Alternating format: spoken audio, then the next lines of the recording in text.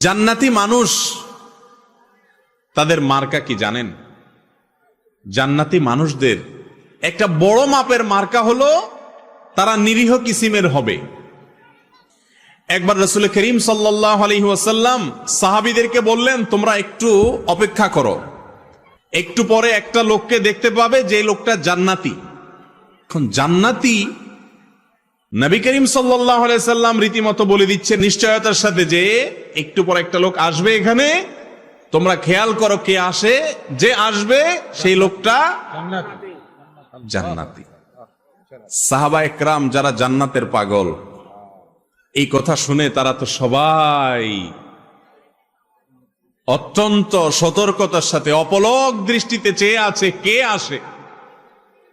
দেখা গেল একজন লোক, যে লোকটাকে দেখে তারা ব্রু কুচকাতে লাগলেন। সবাই মনে করেছেন এটা বোধহয় আবু বকর, ওমর, ওসমান, আলী, এরকম সিনিয়র কোন বড় সাহাবী, তারাও জান্নাতি সুসংবাদ প্রাপ্ত ইনশাআল্লাহ। তারা মনে করেছেন এরকম কোন প্রসিদ্ধ সাহাবী হয়তো আসবে, কিন্তু দেখা গেল এমন একজন লোক আসলেন যিনি অখ্যাত, কেউ তাকে তেমন বেশি চিনে না, গুরুত্ব দেয় না। নবী করিম সাল্লাল্লাহু আলাইহি সাল্লামের এই কথা শোনার পর সাহাবা একরাম চিন্তা করলেন, নবীজি যেহেতু বলেছেন লোকটা জান্নাতি, তার মুখ থেকে সুসংবাদ পাওয়া, অতএব গুলি মিস হলে এটা তো মিস হতে পারে না, এই লোকটা তো জান্নাতি অবশ্যই হবে। তাহলে কি এমন আছে তার ভেতরে যে সেই গুণের কারণে সে জান্নাতি? এই জন্য সাহাবা একরাম দের একটা দল কয়েকজন মিলে ওই সাহাবীর বাসায় সিসি ক্যামেরা বসাইলেন। সিসি ক্যামেরা মানে আজকালকার যুগে সিসি ক্যামেরা না, মানে মনিটরিং বসাইলেন। তারা খবর নিতে শুরু করলেন যে এই লোকটা কি করে। ওনারা মনে করছেন এই লোক বোধহয় সারাদিন রোজা রাখে আর সারা রাত দাঁড়িয়ে নামাজ কালাম পড়ে, এই জন্য কি নামাজ পড়ে, কি দোয়া পড়ে রাত্রে, এটা জেনে তারাও জান্নাতি হবেন সে আশায় ওই সাহাবীর ব্যক্তিগত জীবনকে পর্যবেক্ষণ করা শুরু করলেন। বহু চেষ্টা করে কয়েক রাত পর্যন্ত তার বাড়ির আশেপাশে অবস্থান নিয়ে সাহাবীরা তেমন কিছু উদ্ঘাটন করতে পারলেন না। দেখলেন না, এশা পড়ে যায়, শুয়ে যায়, আবার ফজরের সময় মসজিদে আসে, হয়তো বড় জোর তাহাজ্জুদটা পড়ে, আর বাকি রাত্রে তো নাক ডাকে আমাদের মতো ঘুমায়। লোকটা জান্নাতি, নবীজির মুখ থেকে সংবাদ পেয়ে গেল, কাহিনীটা কি? ওনারা নিজেরা উদ্ধার করতে যখন ব্যর্থ হলেন, এবার ওই লোকটাকে ধরছেন সাহাবীরা, যায় বলছেন, ভাই তোমার সম্পর্কে নবীজি এরকম কথা বলেছেন, কি এমন আমল তুমি করো আমাদেরকে একটু বলে দাও ভাই। জান্নাত তো আল্লাহ তাআলার অনেক বড় জান্নাত, আমাদেরকেও আল্লাহ দিলে তোমার তো আর ক্ষতি হবে না। এই কথাটা সাহাবীরা বলেন নাই, এটা বোঝাতে চেয়েছেন এবং বলেছেন ভাই বলে দাও কি আমল করো তুমি যে তোমার সম্পর্কে এত বড় সার্টিফিকেট রাহমাতুল লিল আলামিন আল্লাহর রাসূল সাল্লাল্লাহু আলাইহি ওয়াসাল্লাম স্বয়ং দিয়ে দিয়েছেন, কি করো তুমি বলো। লোকটা সাহাবীদের কথা শুনে, তিনিও সাহাবী, তিনি বললেন যে ভাই বিশ্বাস করো আমি স্পেশাল কিছুই করি না, তোমরা যা করো আমিও তা করি।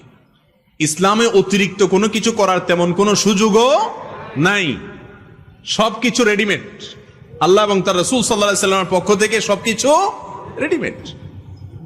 তোমরা 5 ওয়াক্ত নামাজ পড়ো, ভাই আমি 6 ওয়াক্ত পড়ি না, আমিও 5 ওয়াক্ত পড়ি। তোমরা রমজানের রোজা রাখো, আমিও রমজানের রোজা রাখি।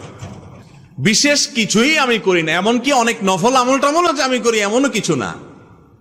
তবে একটা জিনিস আছে আমার, সেটা হলো আমার এই বুকে আল্লাহর জমিনে কোনো মানুষের জন্য আমার কারোর প্রতি আমার কোনো দুঃখ, কষ্ট, শত্রুতা, হিংসা বলতে কিচ্ছু নাই। কেউ আমাকে যদি একটা গালিও দেয় তো আমি একেবারে ফ্রেশ মনে থাকে মাফ করে দিই। কেউ যদি আমার পেছনে শত্রুতাও করে আমি হাসি মুখে উড়াই দিয়া তার জন্য আমার অন্তরটাকে পরিষ্কার করে ফেলাই। কাউকে দেখে যদি আমার কষ্ট হয়, হিংসা হয়, আমি তার জন্য আরো বেশি করে দোয়া করি। এক কথা, আমার অন্তরটাকে আমি পরিচ্ছন্ন করছি।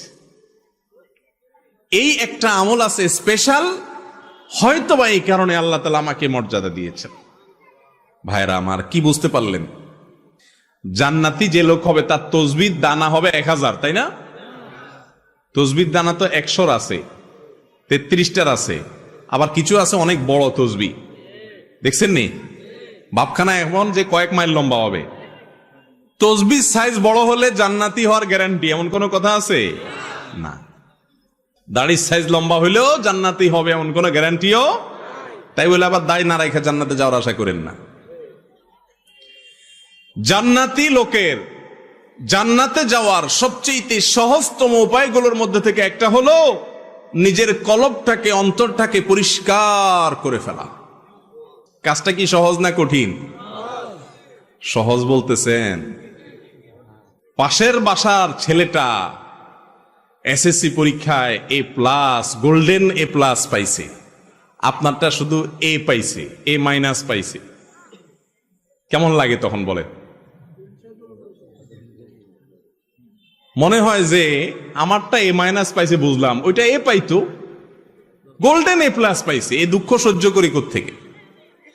এরকম অবস্থা আমাদের মনে হয় কি হয় না? ভাইরা আমার, লেবাসে পোশাকে মুসলমানের অভাব নাই এদেশে। আমার মতো আপনার মতো এরকম লেবাস পোশাকে মুসলমানের সংখ্যা এদেশে আলহামদুলিল্লাহ কম। ভেতর থেকে মুসলমান এর সংখ্যা এই দেশে অনেক কম।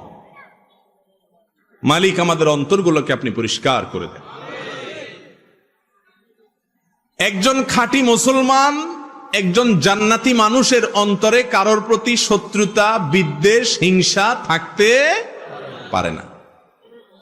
মানুষ শত্রুতা করবে, চলতি পথে বহুত লোক আপনার শত্রুতা করবে, সবাই তো ফেরেশতা না, কিন্তু আপনার কাজ হলো সবার জন্য ক্ষমার দরজাটাকে একেবারে উন্মুক্ত করে দেওয়া। ভাইরা আমার, হিংসুক যখন অন্যের ভালো দেখে হিংসা করে, তখন কি সে নিজে সুখী হয় না দুঃখী হয়? আরো কারোর ভালো দেখে যদি আপনার ভেতরে জ্বলে, গ্যাস্ট্রিকের কারণে ভেতরে জ্বললে যেরকম কষ্ট হয়, কারোর ভালো দেখলে ভেতরে জ্বললে সে জ্বালাতেও নাকি ভালো লাগে? কষ্ট হয়।